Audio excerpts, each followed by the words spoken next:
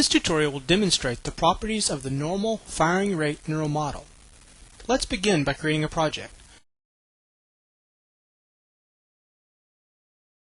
A copy of this project is located at Program Files, AnimatLab, Tutorials, Neural Networks.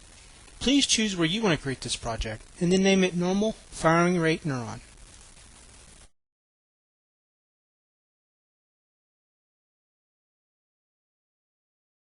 When you have a new project, add an organism and then open its behavioral editor.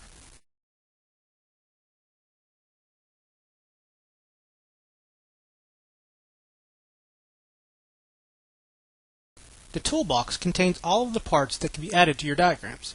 Initially, the alphabetical list of all available parts is displayed, but you can select a tab for an individual neural module to see just the parts in that plugin. Parts within a neural plugin module know how to operate with each other. If you try and connect parts that are in different modules, you'll need to use an adapter to allow them to communicate. Please see the tutorial on adapters for more details on this subject. Now add a normal neuron to the diagram. This is the model for the firing rate neuron. This model is the same one described by Randall Beer in his book, Intelligence as Adaptive Behavior. The normal neuron is the most basic type of neuron in this module. All other neurons are derived from this one and have the basic functionality that this one displays. The neuron has synaptic inputs that directly inject positive and negative currents into the cell. Synapses are modeled as direct current injections and are not modeled by changing synaptic conductances. Neurons also have intrinsic currents. These are currents that are generated internally by the neurons themselves. These currents are used later on to model things like random bursting and pacemakers. The currents act on a resistor-capacitor circuit that emulates the membrane properties of the neuron. The user directly specifies the membrane capacitance and conductances, which are used to calculate the membrane voltage. Next, a simplifying assumption is made. The model treats the firing frequency of the neuron as being proportional to the membrane voltage. The firing frequency ranges from 0 to a normalized maximum of 1. The user specifies a threshold voltage. Below this value, the neuron doesn't fire. Above it, the firing frequency is proportional to the voltage by a gain factor. Increasing the gain increases the slope and means the frequency goes up faster. The user can also specify a minimum frequency. When the voltage goes above the threshold, the neuron always fires at or above this frequency. The goal of this model is to produce simulations that are more biologically realistic than standard connectionist schemes, but are still abstract enough to be able to run much more quickly than the more detailed integrate and fire or compartmental models. Change the membrane capacitance to 3 nanofarads and the gain to be 15. Next, we'll be adding a series of stimuli that range from -4 to 8 nanoamps, so we can see how the neuron responds. Add stimulus 1,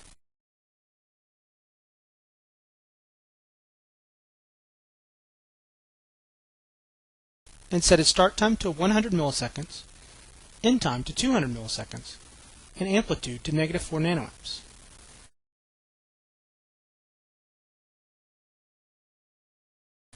Add stimulus 2 and set its start time to 300 milliseconds, end time to 400 milliseconds, and amplitude to 2 nanoamps.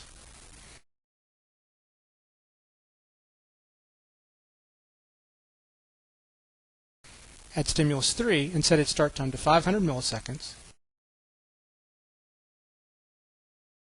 end time to 600 milliseconds, and amplitude to 4 nanoamps. Add stimulus 4 and set its start time to 700 milliseconds, end time to 800 milliseconds, and amplitude to 6 nanoamps.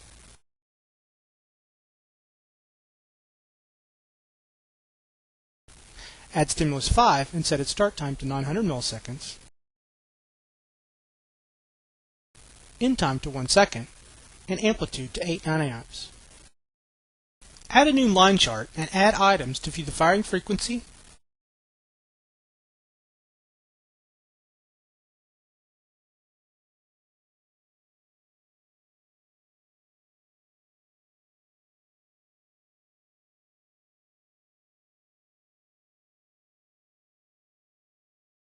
membrane voltage,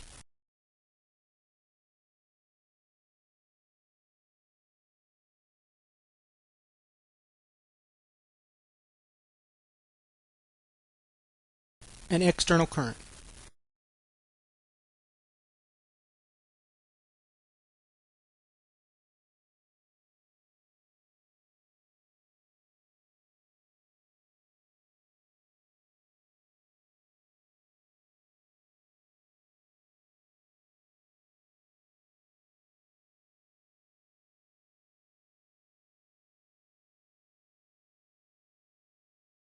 Set the end time to be 1.2 seconds.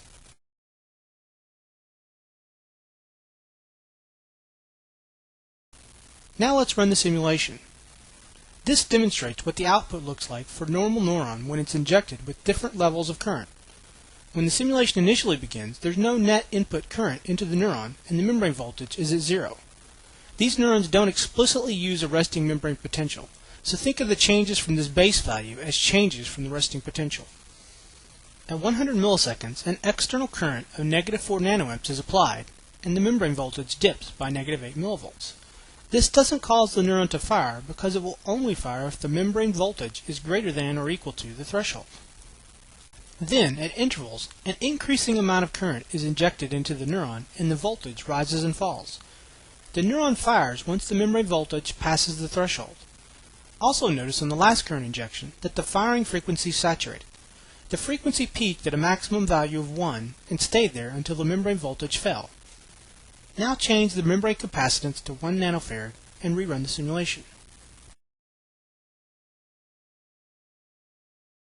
A very important property of RC circuits is the time constant, which is the membrane resistance times the capacitance. This value tells the time it will take for the voltage to change by 63% when charging. As the capacitance is decreased, the time it takes to charge that capacitor decreases as well.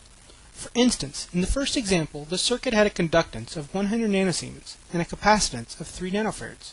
This gives it a time constant of 30 milliseconds. For the second run, where we reduce the capacitance, the value of the time constant is 10 milliseconds. Click on the chart to display the pop-up menu and select the View Data item. This will display the data dialog that lists all of the data points in the chart. If you look at 800 milliseconds, you'll see that the max voltage for the 6 nanoamp current is 60 millivolts. 63% of this voltage is approximately 38 millivolts. So the voltage 10 milliseconds after the current begins should be 38 millivolts. Our data doesn't actually stop at 10 milliseconds, but by looking at the highlighted values, we can see that at 8 milliseconds it's 35 millivolts, and at 12 milliseconds it's 44 millivolts. So it does go through 37 millivolts in the correct time period. Decreasing the capacitance decreases the time that it needs to charge or discharge the capacitor. This changes the responsiveness of the neuron. Now reset the capacitance back to 3 nanofarads and change the conductance from 100 nanosiemens to 200 nanosiemens.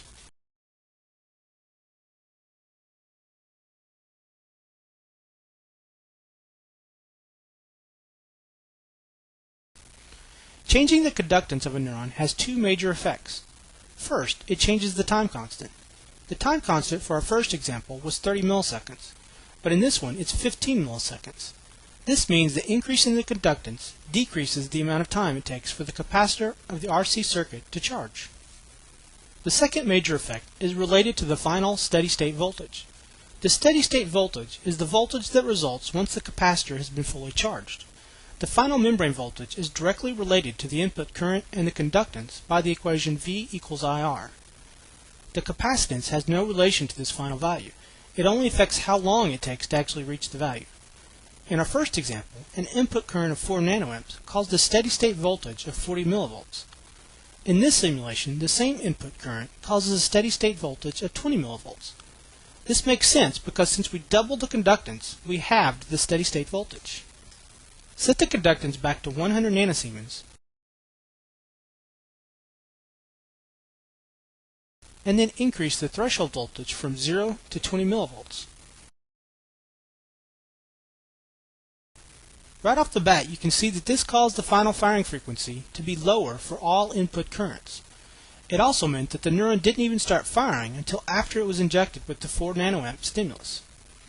The reason for this is because the 2 nanoamp current injection was no longer sufficient to produce membrane voltages over the 20 millivolt level.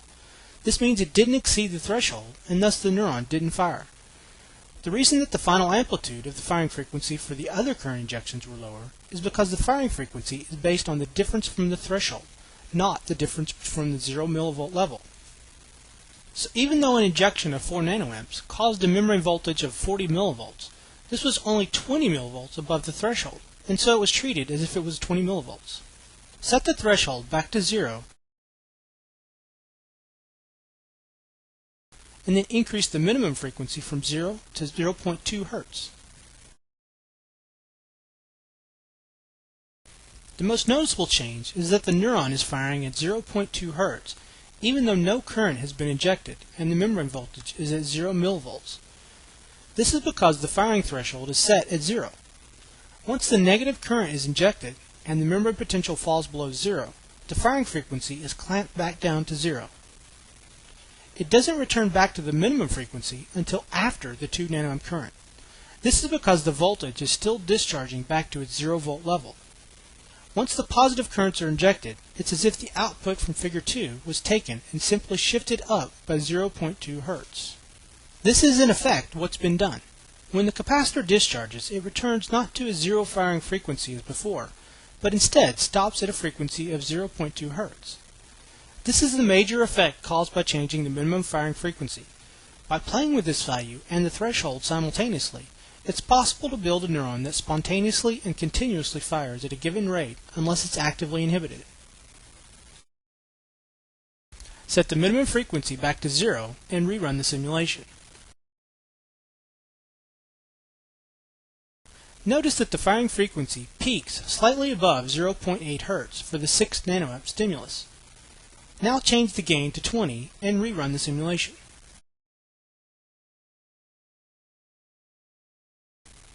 The gain controls the slope of the line of the linear function that relates membrane voltage to firing frequency. Increasing the gain means increasing the firing frequency of the neuron. Decreasing the gain does the exact opposite. This time the 6 nanoamp current saturates the firing frequency to its maximum value. So gain makes the firing frequency of the neuron more or less sensitive to the membrane voltage. Change the gain back to 15 and then disable all of the stimuli.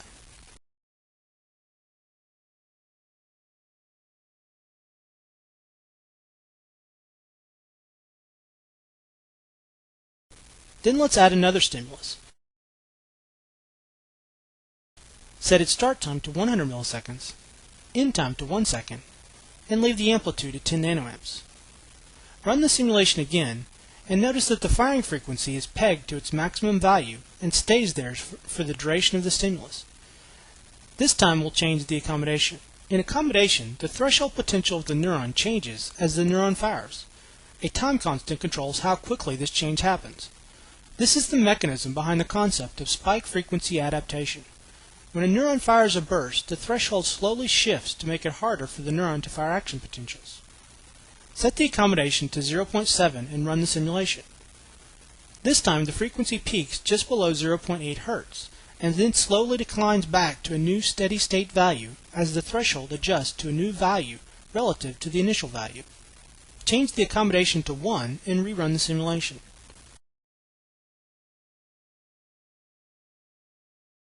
This time the threshold adjusts to the point where the neuron no longer fires. The time it takes for the threshold to adjust can also be controlled. Set the accommodation time constant to 200 milliseconds and rerun the simulation. This time it takes far longer for the frequency to reach its steady state value. This tutorial has shown you how the normal firing rate neuron works and the function of each of its parameters.